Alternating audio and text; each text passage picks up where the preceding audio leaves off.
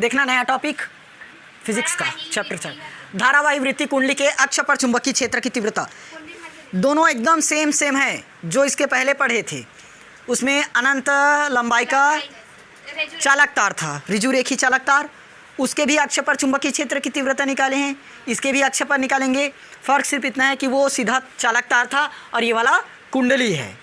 वृत्ति कुंडली के अक्ष पर चुंबकीय क्षेत्र और सीधे चालक तार में चुंबकीय क्षेत्र की तीव्रता, दोनों का दोनों क्वेश्चन कई बार बोर्ड एग्जाम में आए हैं, प्रीवियस ईयर उठाकर देख सकते हो। समझ आया टॉपिक धारावाही वृत्ति कुंडली के अक्ष पर चुंबकीय क्षेत्र की तीव्रता। ये उसका चित्र क्या होगा, देखो ये एक कुंडली दिख रही है, कुंडली मतलब वृत्ताकार कुंडली है। माना इसकी त्रिज्या क्या है ए, माना ए त्रिज्या वाले एक वृत्तीय कुंडली है जिसमें आई धारा प्रवाहित हो रही है। क्लियर हुआ। माना एक वृत्ताकार कुंडली है जिसकी त्रिज्या ए है जिसमें आई धारा प्रवाहित हो रही है। या फिर माना ए त्रिज्या वाला एक वृत्तीय कुंडली है जिसमें आई धारा प्रवाहित हो रही है। क्लियर हुआ पॉइंट। माना ए त्रिज्या वाली एक वृत्तीय कुंडली है जिसमें आई धारा प्रवाहित हो रही है। याद करते चलना। कुंडली के अक्ष पर, कुंडली के अक्ष पर, ये उसका अक्ष है ना, एक्स अक्ष चाहे वाई अक्ष लेते हैं वैसे वाला। कुंडली के अक्ष पर मध्य बिंदु ओ से एक्स दूरी पर एक बिंदु पी है जहाँ पर चुंबकीय क्षेत्र की तीव्रता ज्ञात करनी है। क्लियर हुआ। माना ए त्रिज्या वाला एक वृत्तीय कुंडली है जिसमें आई धारा प्रवाहित हो रही है, इसके अक्ष पर बिंदु ओ से एक्स दूरी पर एक बिंदु पी है जहाँ पर चुंबकीय क्षेत्र की तीव्रता ज्ञात करनी है। क्लियर हुआ। अब वृत्ताकार ये लूप है, लूप बोल सकते हो चाहे कुंडली बोलो, दोनों एक ही है ना। वृत्ताकार चाहे वृत्ताकार कुंडली आएगा या वृत्ताकार लूप आएगा, दोनों एक है। तो यहाँ पर वृत्ताकार लूप के दोनों सिरों पर, ये पहला सिरा और ये दूसरा सिरा, दोनों सिरों पर हमने क्या किया, डी एल लंबाई का एक अल्पांश ले लिया दोनों सिरों पर। वृत्ताकार कुंडली के या वृत्ताकार लूप के दोनों सिरों पर डी एल लंबाई का अल्पांश ए बी तथा ए डैश बी डैश लेते हैं। समझ आया। एक में ए बी लिए और एक में ए डैश बी डैश लिए, क्योंकि वैसे में दोनों को करोगे अंतर नहीं पड़ेगा ना, तो इसलिए एक को ए बी लिए और एक को ए डैश बी डैश लिए। क्लियर हुआ पॉइंट्स। क्या किए इस पर, वृत्ताकार कुंडली के दोनों सिरों पर डी एल लंबाई का छोटा सा अल्पांश ए बी तथा ए डैश बी डैश लेते हैं, लेकिन लंबाई दोनों को वही रहेगी, लंबाई तो दोनों की वही रहेगी, उसको चेंज नहीं कर सकती क्योंकि छोटा सा अल्पांश है, इसलिए आया। शुरुआत से समझ आया ना। माना ए त्रिज्या का क्या है, एक वृत्ताकार कुंडली है जिसके अक्ष पर ओ बिंदु से एक्स दूरी पर एक बिंदु पी है जहां चुंबकीय क्षेत्र की तीव्रता ज्ञात करनी। हाँ उसमें एक पॉइंट भूल गया, आई धारा प्रवाहित हो रही है। पूरा नहीं लिखोगे चलेगा, भूल जाओगे तो कोई बात नहीं। कुंडली के दोनों सिरों पर डी एल लंबाई का छोटा सा अल्पांश ए बी तथा ए डैश बी डैश लेते हैं। क्लियर हुआ। लिख लेंगे ना इतना। अब देखो दोनों अल्पांश के कारण हमें क्या निकालना पड़ेगा, चुंबकीय क्षेत्र की तीव्रता, क्योंकि अब भी बताया था किसके कारण निकालते हैं चुंबकीय क्षेत्र की तीव्रता, अल्पांश के कारण। और जहाँ से जिसके कारण चुंबकीय क्षेत्र की तीव्रता जहाँ पर निकालते हैं तो उस बिंदु की दूरी क्या लेते हैं, आर। तो अल्पांश के कारण निकाल रहे हैं, कौन से अल्पांश के कारण, डी एल अल्पांश, तो इसकी दूरी क्या होगी, आर। डी एल अल्पांश के कारण बिंदु पी पर निकाल रहे हैं तो इसकी दूरी क्या लेंगे, आर। डी एल अल्पांश के कारण बिंदु पी पर निकाल रहे हैं तो इसकी दूरी आर। समझ आया, दूरी आर क्यों हुआ। यहाँ पर सेम पिछले वाला जैसा लिए हैं, पिछले में भी यही किए थे, डी एल अल्पांश के कारण निकाले थे चुंबकीय क्षेत्र की तीव्रता पी पर, इसलिए दूरी को माने थे आर। समझ आया ना ये वाला पॉइंट। अब दो प्रकार से निकालेंगे हम लोग, एक ए बी अल्पांश के कारण और दूसरा ए डैश बी डैश अल्पांश के कारण। दो अल्पांश लिए हैं ना, एक ए बी अल्पांश और एक ए डैश बी डैश अल्पांश। दोनों की लंबाई वैसे सेम है, लेकिन ए बी के कारण सबसे पहले पी पर निकालेंगे, फिर ए डैश बी डैश के कारण पी पर निकालेंगे, तो दोनों की ही दूरी क्या रहेगी, आर रहेगी। समझ आया ना।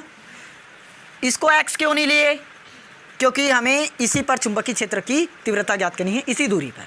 जिस दूरी पर चुंबकीय क्षेत्र की तीव्रता ज्ञात करते हैं उसको आर से लेते हैं। समझ आया। थ्योरी अब पूरा लिख लोगे ना। ए त्रिज्या वाला कोई वृत्तीय कुंडली है जिसमें आई धारा प्रवाहित हो रही है, बिंदु ओ से एक्स दूरी पर बिंदु पी है, चुंबकीय क्षेत्र की तीव्रता ज्ञात करनी है। दोनों सिरे पर ए बी और A dash B dash D L लंबाई का अल्पांश ले लिए।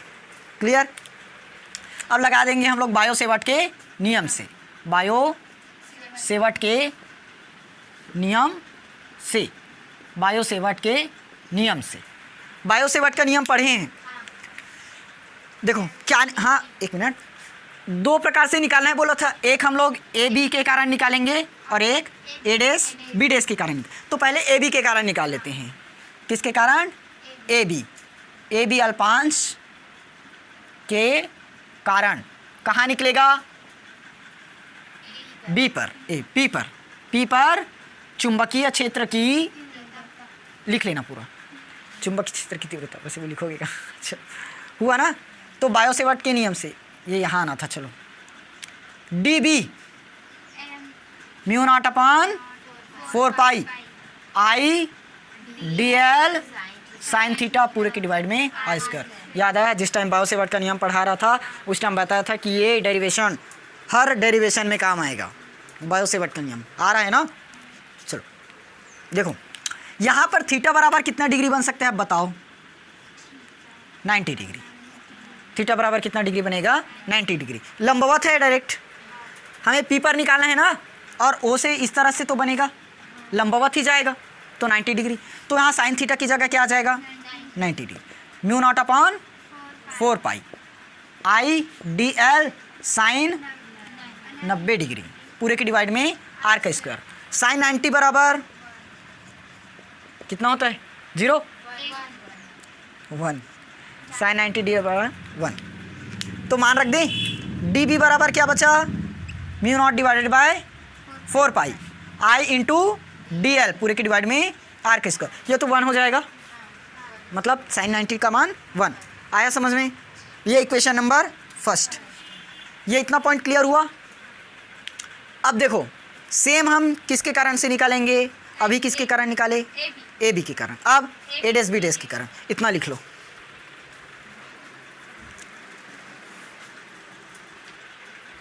देखो अभी क्या निकाले थे? ए बी अल्पांश के कारण पी पर चुंबकीय क्षेत्र की तीव्रता mu naught upon 4 pi I D L sine theta divided by R का स्क्वायर। थीटा बराबर हमने कितना डिग्री रख दिया? 90 डिग्री। क्या यहाँ पर 90 डिग्री बना। डी बी बराबर mu naught upon 4 pi I D L sign 90 degree हो गया डिवाइड में आर का स्क्वायर।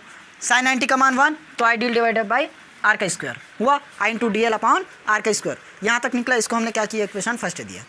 अब इसी पर ध्यान देना, डी बी निकाल रहे हैं। डी बी को दो प्रकार से वियोजित किए हैं, एक मिला डी बी साइन थीटा और एक मिला कॉस थीटा। हाँ एन बी कॉस थीटा होगा। वो क्यों होगा आप बता रहा हूँ।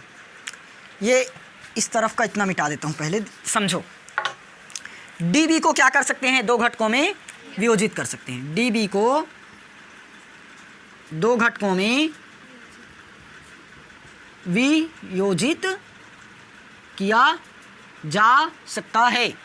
डी बी को दो घटकों में वियोजित किया जा सकता है। पहला कौन सा होगा? देखो ये ओ से पी है, निकालना कहाँ पर है चुंबकीय क्षेत्र? पी पर। तो ओ से पी से कहाँ से देख रहे हैं? ओ से पी पर। एक मिला डी बी साइन थीटा। तो देखो ये बिंदु ओ, ये बिंदु पी और ये बिंदु डी बी साइन थीटा। तो ये ओ पी के लंबवत है कि उसी दिशा में है, अनुदिश में है? ये ओ पी के दिशा में ही जा रहा है। और एक मिला कॉस थीटा। कॉस थीटा यहाँ पर दिखा, ये यहाँ पर है। तो ओ पी के लंबवत हुआ कि अनुदिश हुआ? लंबवत हुआ ना। दो प्रकार से घटक मिला। पहला घटक क्या हुआ? D B sine theta. D B sine theta O P के अनुदिश। ओ पी के अनुदिश। अनुदिश मतलब ओ पी की ही दिशा में। डी बी साइन थीटा देखो ओ पी की अनुदिश ही मिला, उसी की दिशा में मिला। ये ओ पी मिला, ये इसी दिशा में मिल रहा है, मिला। वैसे ही कॉस थीटा देखोगे तो ये ओ पी यहाँ पर तो ये लंब में आ गया है। तो एक क्या मिला? D B cos theta O P के लंबवत। लंबवत कहाँ निकालिए? एन बी ओ पी के लंबवत। इसको हम क्या मान लिए? पी एन वेक्टर की दिशा। नहीं लिखोगे फिर भी चलेगा ना, मैं सिर्फ समझाने के लिए लिख दूँ क्योंकि यहाँ पर एन डाले हैं। तो क्या लिख दिया? एन का मतलब पी एन वेक्टर दिशा में। ये पी हुआ, इधर को हमने मान लिया एन नॉर्थ। तो इसलिए क्या हुआ? नॉर्थ नहीं होगा उसका मतलब ना, पी एन की दिशा में सिर्फ हमने मान लिया है क्योंकि ओ पी की दिशा में माने ओ पी का तो कोई टेंशन नहीं है, डायरेक्ट मिल रहा है। लेकिन ये वाला कहाँ मिल रहा है? ऊपर मिल रहा है मतलब ऊर्ध्वाधर में लंबवत। जब लंबवत मिल रहा है तो उधर दिशा ही पता नहीं है, तो हमने क्या मान लिया, PM। क्लियर हुआ? समझ आया ना? ये वाला मिटा दूं। अब देखो सेम वैसे ही निकलेगा। अभी क्या किए, पहला पॉइंट समझो, AB अल्पांश के कारण P पर चुंबकीय क्षेत्र की तीव्रता निकला था, सेम निकला।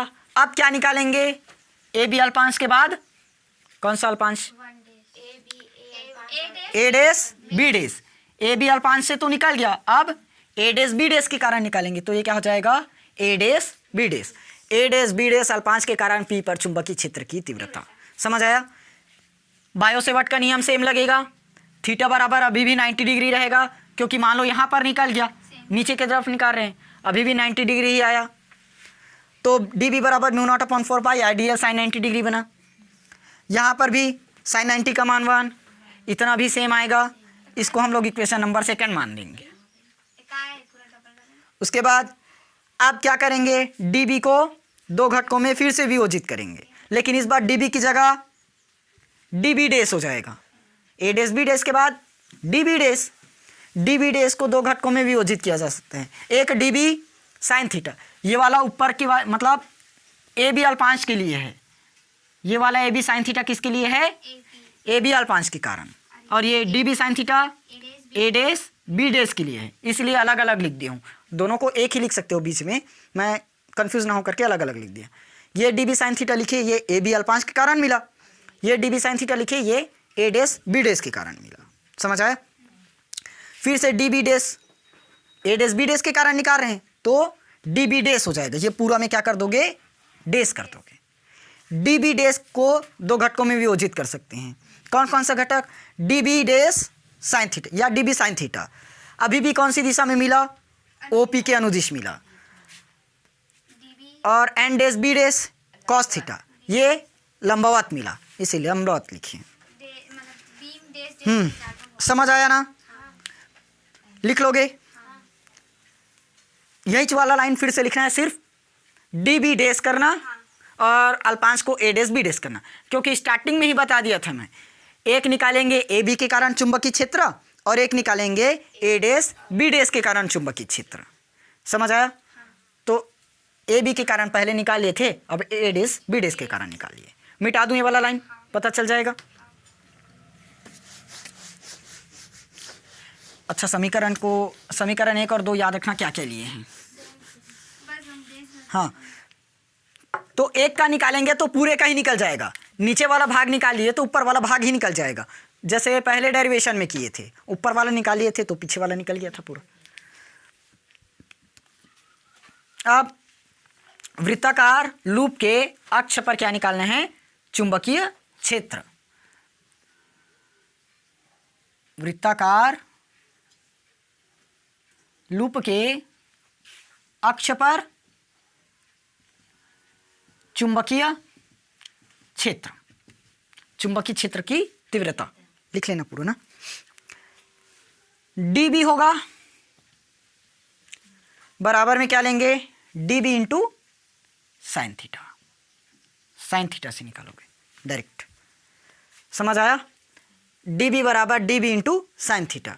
अब ये क्या निकला है, अभी छोटे से क्षेत्रफल की, मतलब छोटा सा अल्पांश के कारण। अब संपूर्ण के लिए निकाल देंगे तब समेशन, सेम समाकलन ही है, ये भी दोनों में कुछ अंतर नहीं है, सिर्फ साइन बस बदल जाता है। वो भले अंतर पढ़ोगे तब समझ में आ जाएगा। dB का B हो जाएगा। ये dB क्या होगा, dB इंटू क्या मिला हमें, साइन थीटा। साइन थीटा का मान रख सकते हैं क्या, साइन थीटा का मान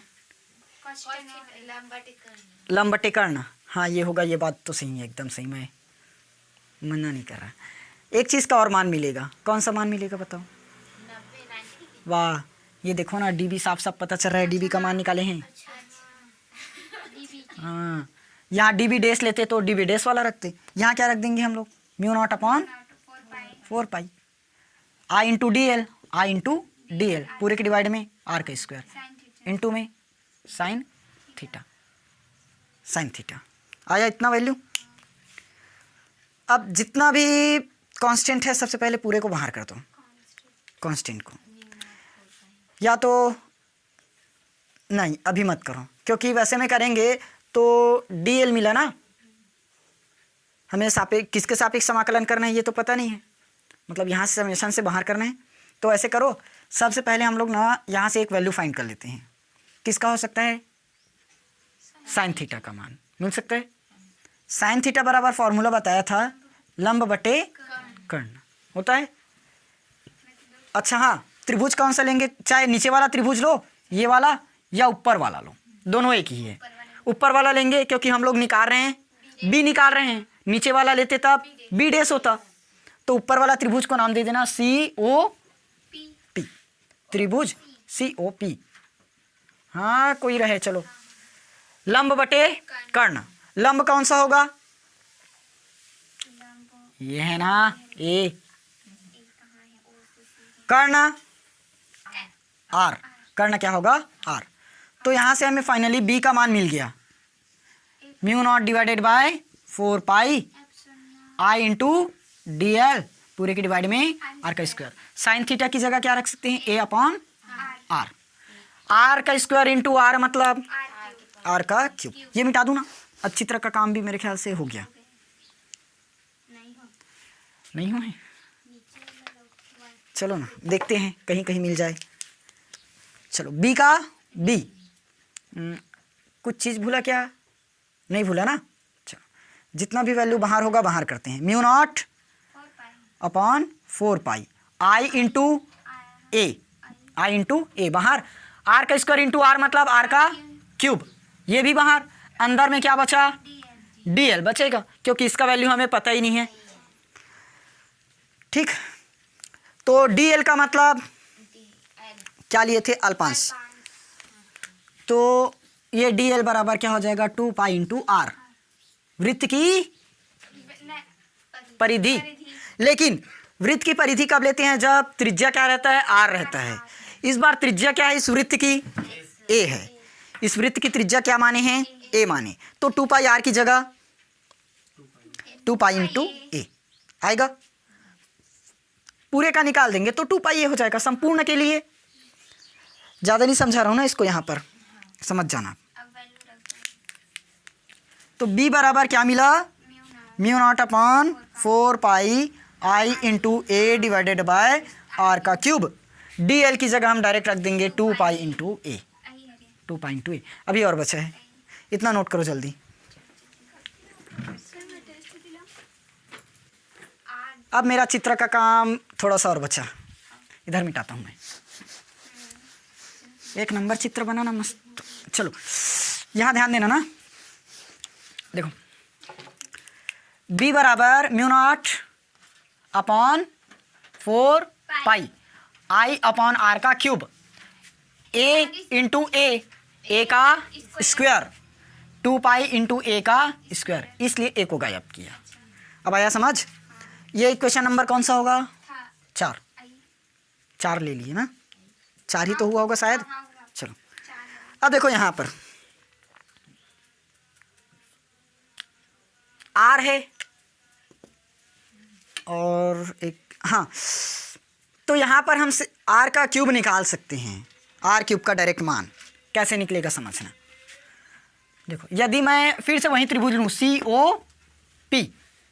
COP में क्या लगाएंगे? पाइथागोरस प्रमेय लिख लोगे, पाइथागोरस प्रमेय।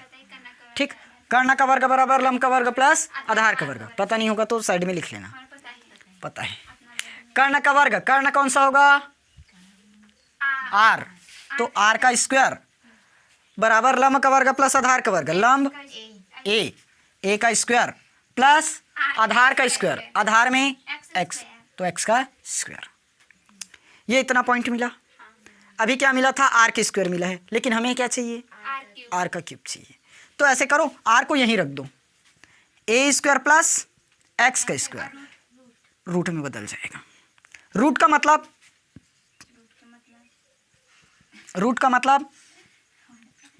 पावर में 1/2 है। हमें क्या चाहिए? घात में 3 चाहिए। तो क्या कर देते हैं, घन मूल कर देते हैं, घन डायरेक्ट ऐसे कर दो ना, आर का क्यूब घन मूल करोगे तो वहीं होगा। अरे घात में 3 का गुणा कर रहे हैं क्योंकि आर क्यूब चाहिए, तो एक ही तरफ करेंगे क्या, नहीं, तो ए स्क्वायर प्लस एक्स स्क्वायर, इधर भी 3 का गुणा कर दोगे तो 3/2 हो जाएगा। आया, अब इधर चित्र का काम खत्म हुआ।